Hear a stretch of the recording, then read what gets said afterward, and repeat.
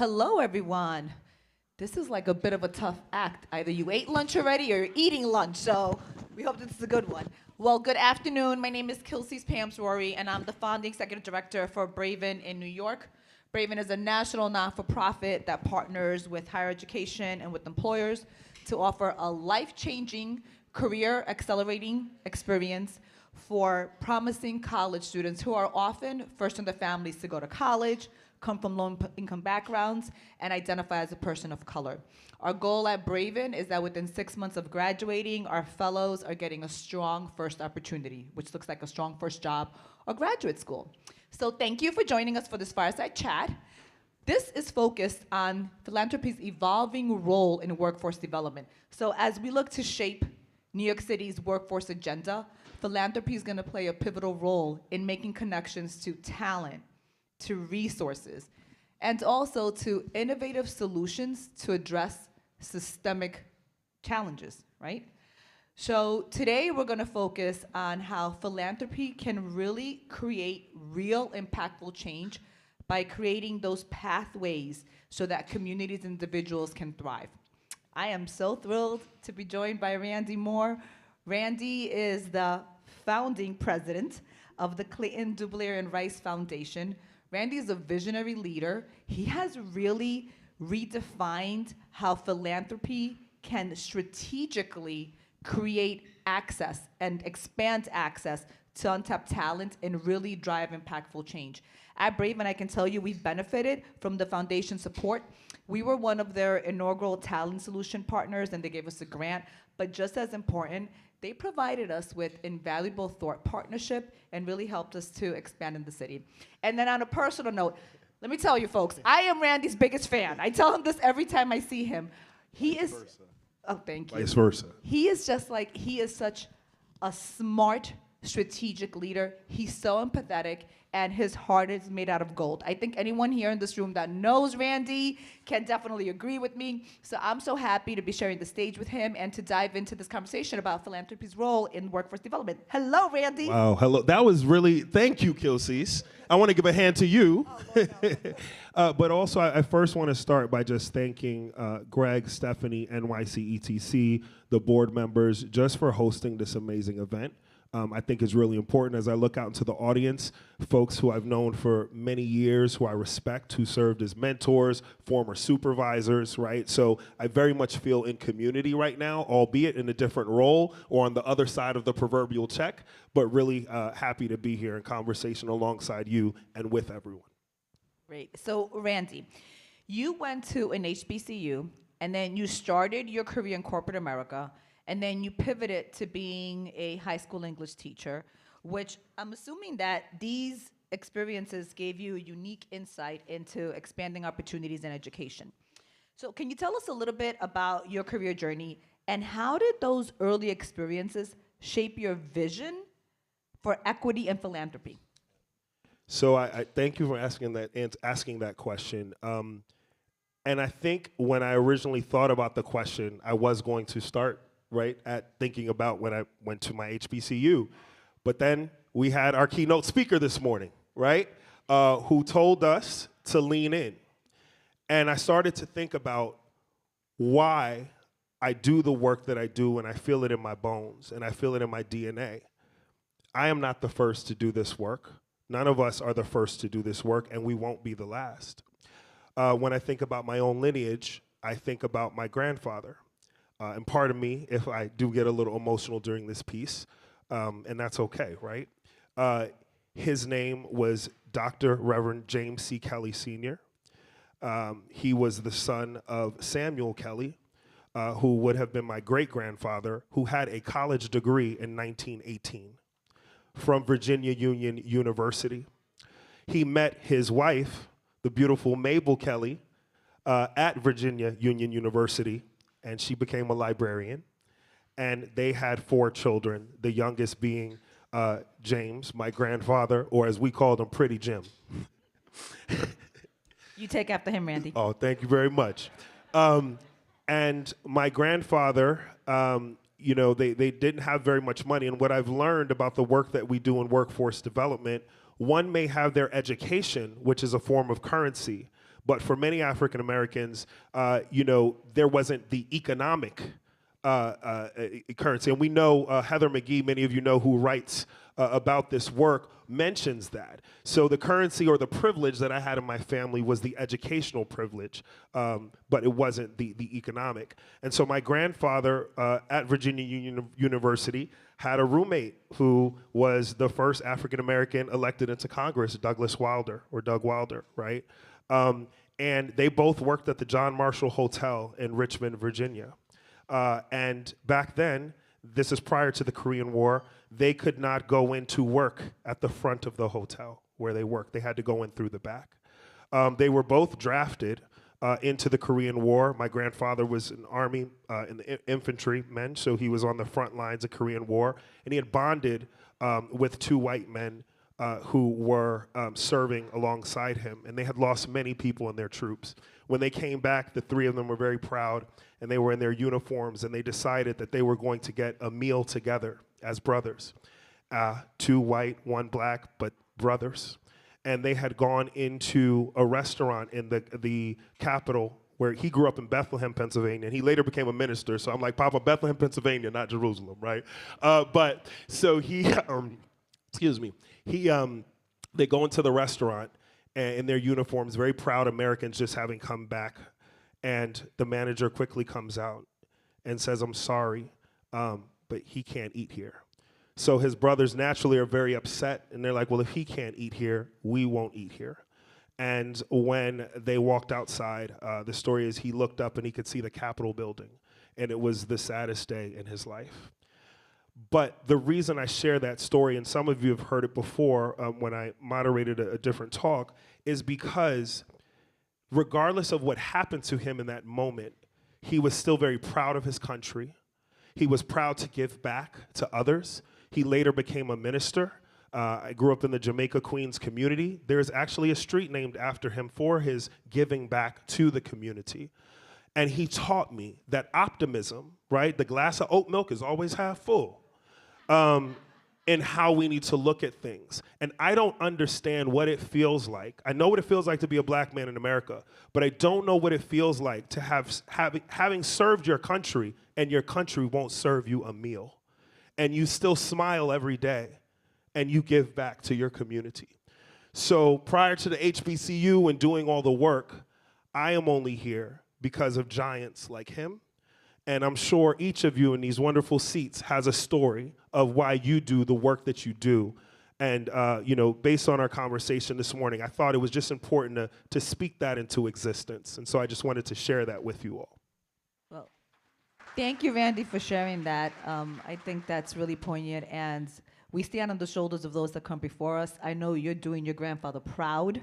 Thank you. And you are continuing in that legacy. Thank you. And I will share this because many of you always comment on my dressing. I used to tease him when I was younger because my grandparents helped to raise me, and he would show up at school in a suit, and I'd be upset, like, Papa, come on. But now I realize what it meant as a black man born in 1928, to be able to wear a suit, to have an education. And most of you don't notice, you always comment on my handkerchiefs. I do this in memory of him. So every day I wear one.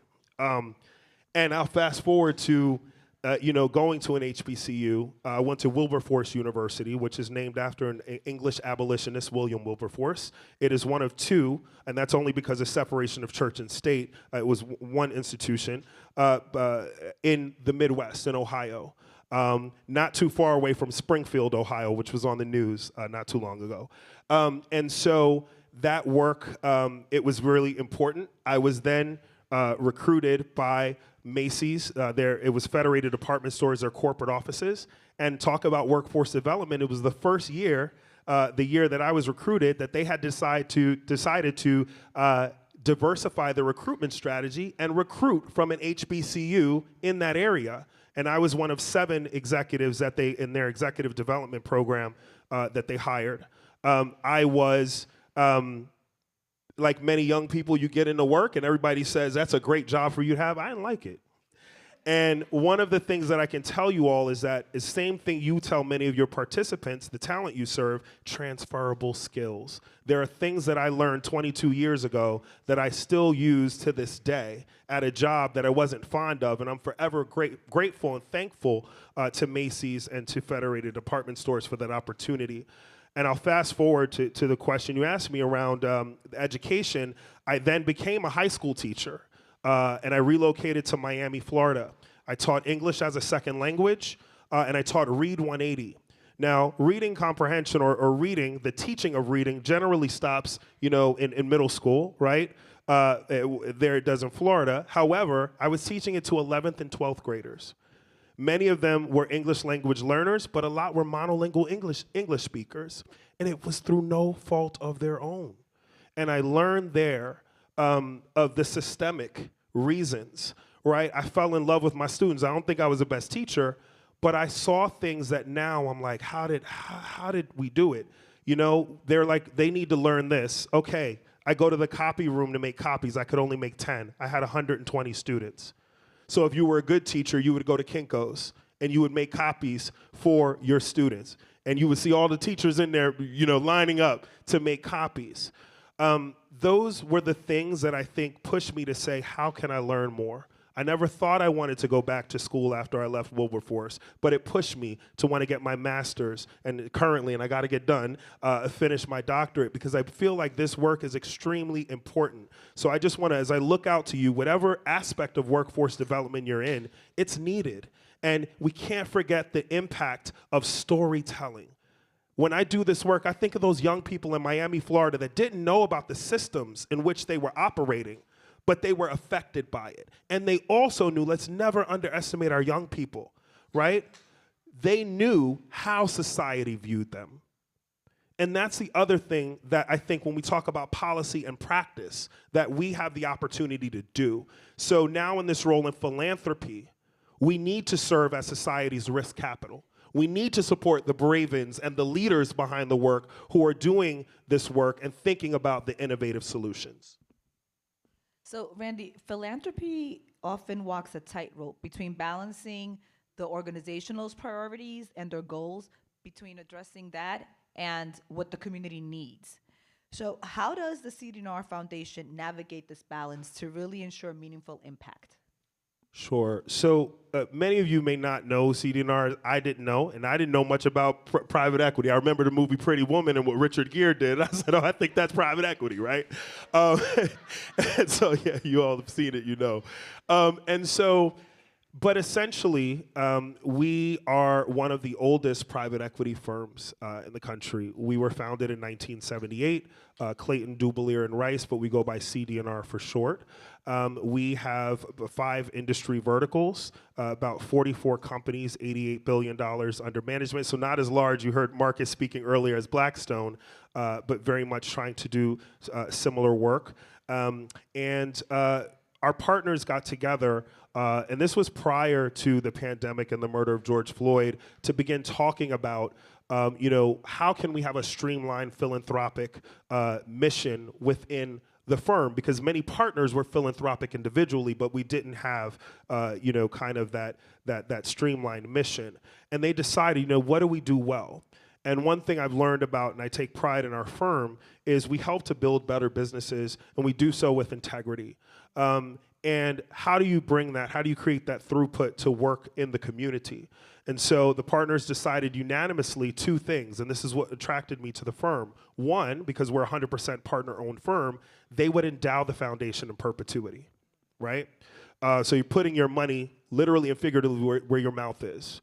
And 2, that the mission would be equity through opportunity, and I always insert the parenthetical employment.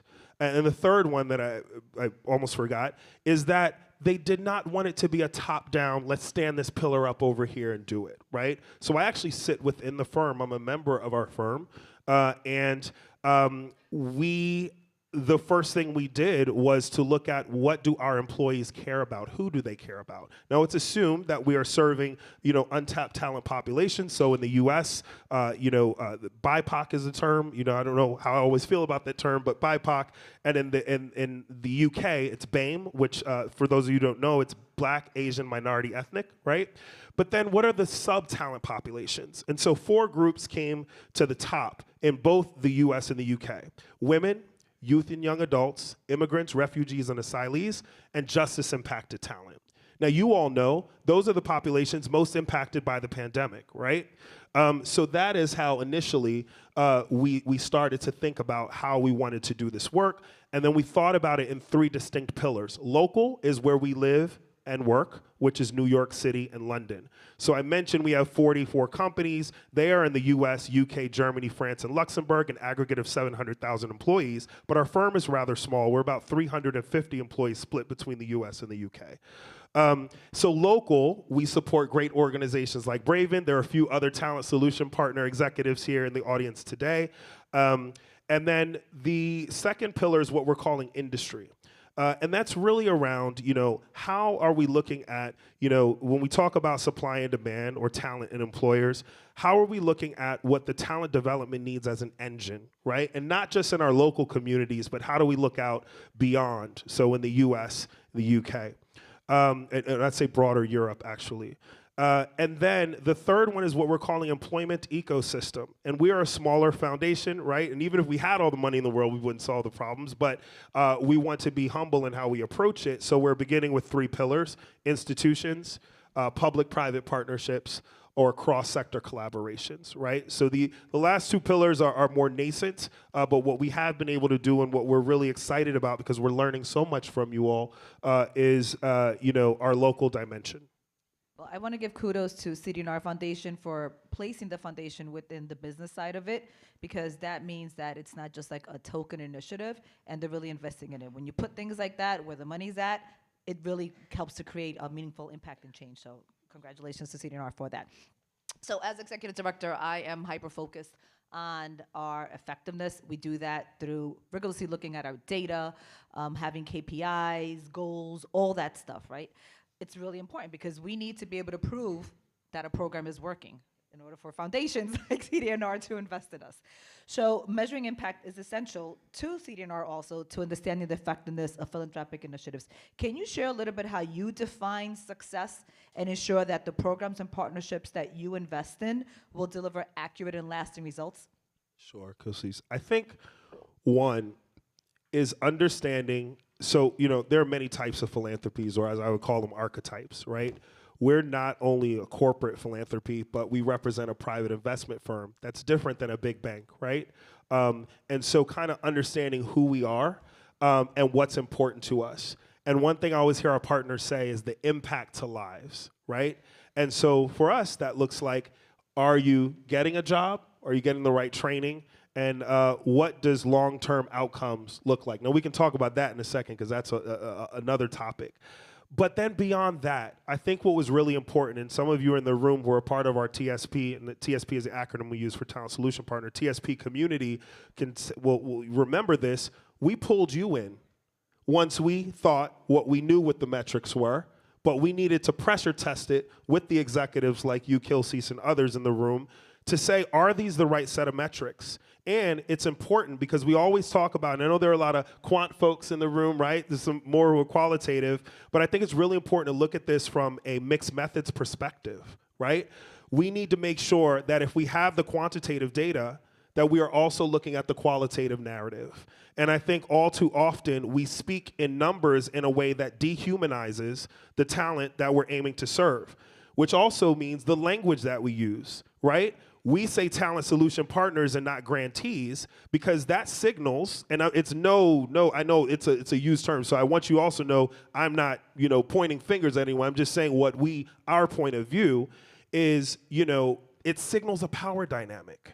And so how can we do as much as we can to kind of eradicate that power dynamic and come to the table as much as we can as equals, right? We know there are some structures that exist, but that's one of the things that we looked at, right? The language we're using, does it sound right to you? Would you call your Braven fellows in this way, Kilsys?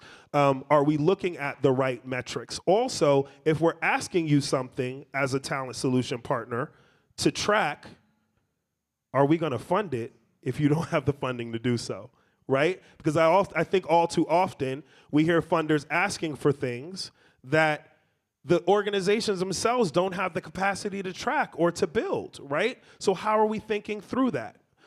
So when we think about the outcomes, that's what's really important. And also to our partners, and I smile as I say this, they want to hear the stories, right? They don't want to just see the numbers. They want to know who are we serving and what are the things that we're learning from our partners. So very much applying that learning lens to the work. Thank you. And I want to say, too, CD&R has been a great thought partner, even in the nomenclature, like the same way that you're like, hey, Braven, what about this language? But also like helping us think about how we're using our language. For example, perhaps it's not social capital, perhaps it's professional capital, right? So it goes both ways in that. So Greg, I see Greg's fingers. He's like, you have 5 minutes, Kilsys, and I have like so many questions. So I'm gonna go. No. I'm gonna go to the ones that I think the audience might be interested in learning about. Which, as the role of philanthropy evolves in the coming years, what new approaches or collaborations do you believe will be essential to meet these emerging challenges effectively? So I think philanthropy is not going anywhere when it comes to workforce development. If anything, we need to double down. And I just want to give you some numbers really quickly. If we look at WIOA, right, there was an investment to New York City of $125 million in 2000. If we fast forward to 2024, that investment dropped by 21%. So it was a little, I think it was $99 million. Some of you will keep me honest on that, right? Now, let's do some correlation. If we look at the Workforce Funders Collaborative, right? I don't know if Judith is here. Some of you may, Cass is here, I see her. In 2004, there was a survey done on philanthropy and their investments in workforce development. I believe that number was 18 million. That number grew by 356%. So in 2022, the last time that data was collected, the number was 82 million. What does that say? That philanthropy is filling the gaps, right? And it's not to give, the government a black eye. I think, if anything, we need to work across the aisle more, right? And I think someone said this earlier. It's not just about the investments. It's about thought partnership. It's about advocacy, right? How do we continue to work together? So I share that to say, my point of view is I don't think philanthropy is going anywhere. And we also need to think about that when it comes to, in the context of workforce development, we need to think about that when we're talking to our executives who are doing the work, right? Because oftentimes, you may get money from another funder and they say, oh, well, you now have an endowment, you're good. You're not. If anything, we know that the issues have only increased, but the dollars have decreased. What does that say? So I don't have a silver bullet answer for that, but I think, those are just some of the things that I'm seeing, Kilsys. And to go a step further in that, Randy, what insights and perspectives on philanthropy and workforce development would you like to share with us? Like, what would be helpful? I think that, philanthropy should not just serve as, the check writers, but really thought partners, and do as much as we can to level the playing field. I also think that we need to, I think there are many collaboratives that are happening, and I see a lot of work that's happening. So there is good work happening in the field and good conversations. And I think conversations like this are really important. And then I think also how we are working in more collective impact initiatives and really serving as society's risk capital, funding the pilots, funding the data and the research, and really looking at, and both in terms of the capital R and the lowercase r, right, in our local communities, whether it be place-based, city, state, tri-state, whatever we're looking at, I think we just need to try to be as nimble as we can. Bureaucracies and government exist for a reason. Sometimes we know it's a lot, but we can act more quickly than others can. And so I think that's just, my learning that I've had in the space of, oh yeah, we can react a little bit more quickly than others. So we're almost at time, but I do want to save a couple of minutes for any questions that the audience may have. I know there was like a Slido. I don't know if there's any questions on the Slido. The crowd has, great. So if anyone has any questions, please feel free to stand up and ask your question.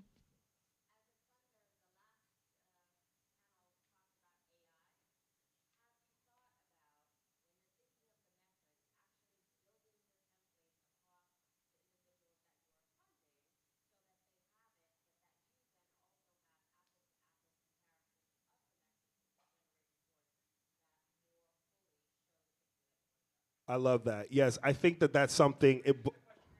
Oh, so the question was around AI and how we use AI to support the templates to track the data so that, one, I think, and also longitudinally, right? We can look at longitudinal data, but also make apples to apples comparisons. And when they're not apples to apples, be able to have some things to talk about. So we're not there yet, right? As a foundation that's really fairly new, but we do, one thing we're thinking about is how do we support our partners in that work as well. And as we become a more mature organization, yes. And I think you bring up a great point. AI and automation is just a great topic in general that I think permeates in all of the work that we do. We have time for one more question.